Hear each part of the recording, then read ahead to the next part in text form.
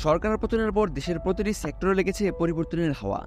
ক্রিকেটও এর বাইরে নয়। দীর্ঘ এক যুগের দায়িত্ব পালন শেষে বাংলাদেশ ক্রিকেট বোর্ডের সভাপতি পদে দায়িত্ব ছাড়লেন নাজমুল হাসান পাপন।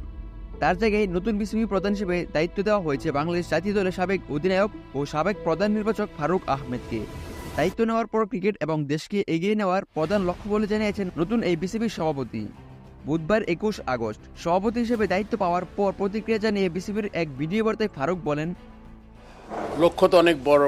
বাংলাদেশ প্রধান লক্ষ্য দেশের সম্মান বৃদ্ধি, উজ্জ্বল করা দেশের মুখ, প্লাস দ্য টিমকে একটা জায়গায় দেখতে চাই। তো সেক্ষেত্রে এটা তো একটা অনেক বড় একটা ব্যাপার, কীভাবে দেখব। সো অনেক জায়গায় আমাদের কাজ করতে হবে। আপনারা জানেন যে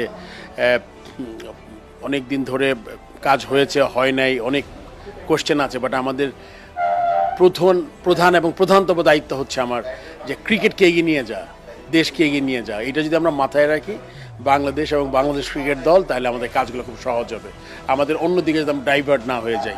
so cricket team, Bangladesh cricket as a whole and Bangladesh as a country, আমরা এটাকে এগিয়ে নিয়ে যেতে চাই।